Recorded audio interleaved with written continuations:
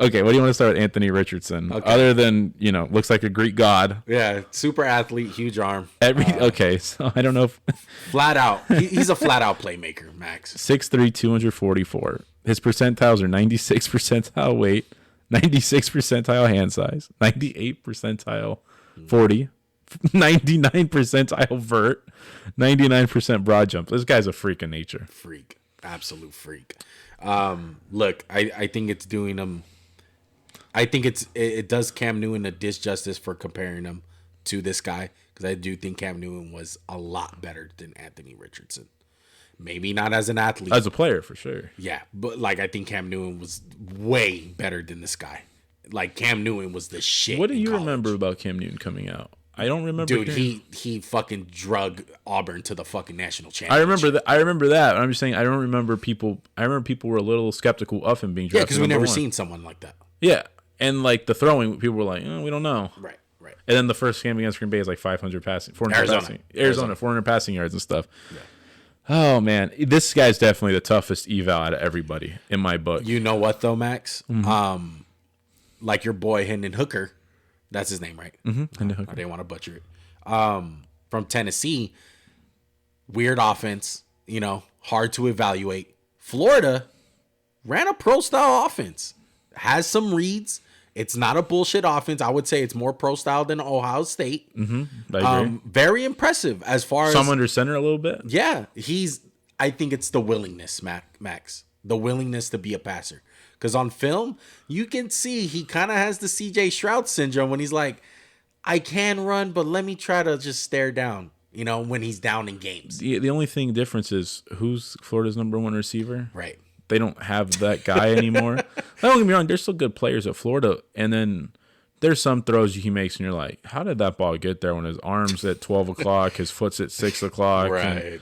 You're like, what is this guy doing? There's a lot to unpack here as a prospect, man. There's a lot of work, but you can see the light at the end of the tunnel. If you would, to me, there's no conversation that he's the number one. I think it's that much. If you take him at one, that is just Insane. a risk, an unnecessary risk. If this was last year, I could be like, I get you if you take him number one. I get it. Like this guy, there's guys with just as high ceiling with a lot less risk.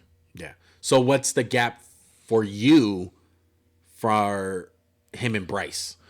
I think the gap for me is I just truly believe you can fix this guy's flaws. I don't think they're unfixable. He's not Josh Allen, Max.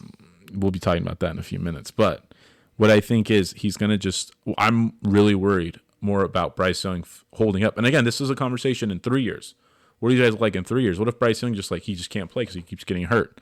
That's what I'm thinking. And Anthony Richardson, he's not going to, other than tearing his ACL, I don't see how this guy's going to get hurt because this guy is so freaking muscular, so big. And I mean, obviously just traits galore. And I saw enough with the passing that makes me believe like, hey, you clean it up a little bit. Because when I see passes, and to demonstrate, let's say guys, Juan and me are standing across from each other, right? So I'm here, Juan's here at 12 o'clock. If I want to throw the ball to Juan, my foot should step to Juan. My foot should be at 12 o'clock. He's throwing the guys on the left side. So let's say it's 9 o'clock. So we're all the way over there. His foot's pointed straight, and he just throws the ball, and it gets there. And I'm like, how the hell? Because it's all arm. It's all arm. He doesn't understand. And a guy like Joe Burrow, who might not have the biggest arm, flawless mechanics. He's always kind of like got the hips going, twist, foot point at the right direction, If this guy can just kind of learn that, I think it would just make him more efficient because there's bouts of inaccuracy, but the mechanics are not great. They looked good at the combine. I watched very good. And again, I understand it's the combine. It's a scripted thing. You know what you're going to do. There's no pressure. There's no D-line. You're not wearing pads. But it gave me a little bit of hope that, yeah, these can clean up. And if we've learned anything in the last 5 years about quarterbacks, you can go through a lot of changes. It's not like Tim Tebow's release, guys. It's not. It's a good release. I like the release. Yeah. And you know what? To sum it all up in that aspect, I did put him at 3 because he's better than Will Levis. Because I think those two guys are both projects. 100%. Yeah. I think so. A lot of people don't think that about Will Levis. But the only thing with Will Levis is, and we can kind of tie these guys together, if let's just say they're both puzzles. Mm-hmm. I feel like I have a lot more of the pieces to complete Richardson than I do Levis. Levis is like, I don't know if I can find those pieces. Yeah. Depends what you think of him. And one thing we had to talk about is, hey, we've seen a guy who just get drafted in the top 6, Justin Fields, who was very raw as a passer coming out. We can win some games. It's not to Anthony Richardson's level. He's much better than Richardson coming out. But we can just win some games with him running. We can develop an offense while the passing gets up to speed. And one's going to say, no, you can't. Justin Fields this year, with no weapons, no receivers, was winning games with his legs more than he was his arm. I get that. I don't think Justin Fields that good of a comparison. Look, there's 2 guys to do it, and you know who I'm going to bring up. It's Lamar Jackson and Josh Allen as for passers. I only mean that in the sense of like we can kind of run a running offense while the passing gets going. Yeah. He'd look good at 7, and you get the number 1 pick with that. Yeah, I would look. Yeah, I would if I'm a Raider fan at 7, I'm ready to take this guy. No fucking way. I'm just weird. Al Davis is oh my god, and he'd be like, this guy could be Jamarcus, but I get it right. look, man. Definitely, I would agree with you. Definitely take a chance on this kid outside of the top 10. That's how I feel. He's really raw. He is, dude. When he throws short passes, I'm like, you don't have to. It's not your 80-yard chuck. You can just softly throw it. And the one thing that gives me hope is the fact of how he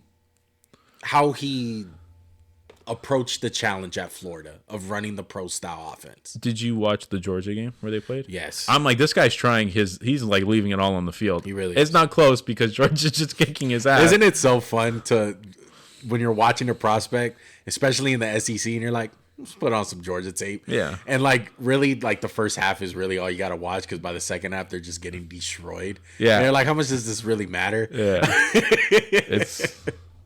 But look, I get why you like Anthony Richardson. I mean, you like him too, though. I do. Like him. I do, but not enough to pick him in the top 10. So after the top 10. Okay, so he's 10 on. Yeah, 10 on. What's your comp for Anthony Richardson? Big boy Kyler. Big boy Kyler. No, it would be like Dante Culpepper or just this is just the frame. The game's not the same. I got a little bit of something. I got if Carson Wentz gave F you. Carson Wentz. So I put black Carson Wentz with RG3 athleticism. It's bullshit. That's not okay. That's what he is. Dak Prescott souped up. No, I don't know. But he kind of plays like Carson Wentz at times. Yeah, it's like Does he not? He's a superhero. He's like Yeah. he's a hero ball. Yeah.